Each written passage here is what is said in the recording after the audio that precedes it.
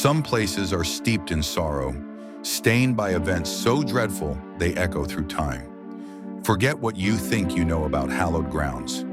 Tonight we journey to the forgotten ruins of Blackwood Priory, a place where piety rotted into something unholy, where a vow of silence became an eternal, terrifying scream. What lurks within these decaying stones isn't just a memory, it's a presence, a chilling echo of a demonic nonentity that some say never truly left.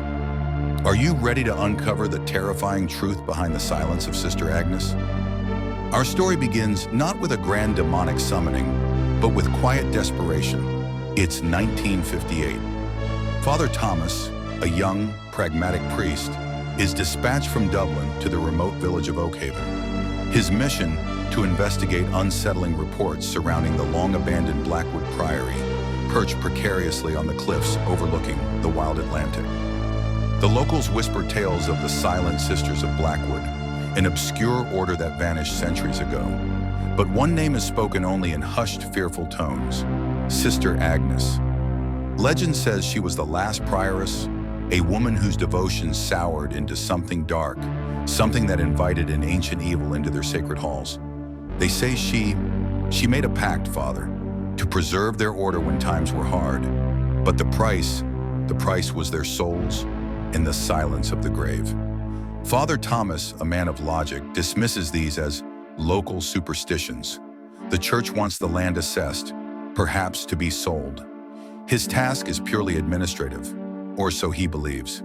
He hires a local guide, a wary young man named Liam, whose grandfather swore he once saw a figure in white gliding through the priory ruins at dusk. Maida always said, "Some doors are best left unopened, Father," especially those at Blackwood. As Father Thomas begins his survey of the dilapidated priory, the air itself seems to thicken. The silence is unnatural, broken only by the creak of decaying wood and the distant cry of gulls. The first night, he decides to stay within the relative safety of the priory's former gatehouse, Liam having refused to stay past sunset. As darkness falls, the true nature of Blackwood begins to stir. He hears what sounds like faint, sorrowful chanting, too indistinct to be words, yet undeniably human, or once human. Doors he'd confirmed were wedged shut or found slightly ajar. Cold spots drift through rooms, leaving him shivering despite the mild night. The supernatural investigation he hadn't intended to conduct was now forcing itself upon him. He finds a hidden alcove in the prioress's old study, Sister Agnes's study. Inside, a single leather-bound journal. The journal entries begin piously, detailing the struggles of the order: famine, sickness, dwindling numbers. But as the pages turn, the tone shifts, growing desperate, then ecstatic and terrifying. October 12th, 1688, the Lord is silent. Our prayers fall on deaf ears. The sisters grow weak. I fear Blackwood will fall. Then a new entry, weeks later, the handwriting more erratic.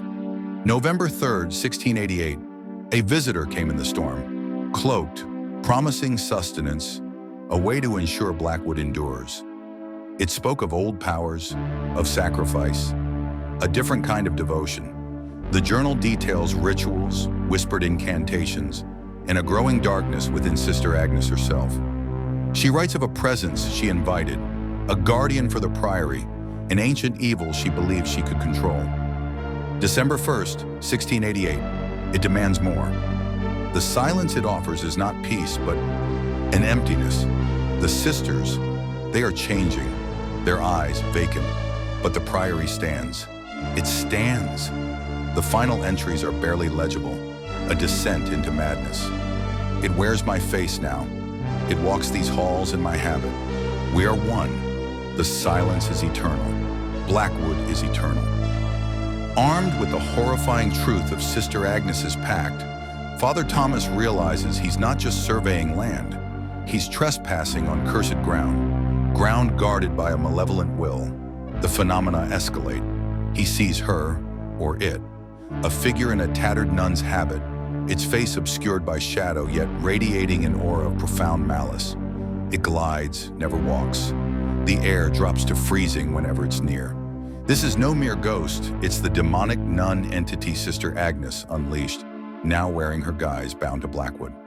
Father Thomas knows he cannot simply leave. The evil here is too potent, too deeply rooted. He attempts a desperate exorcism, using the rites he knows, his voice trembling but resolute.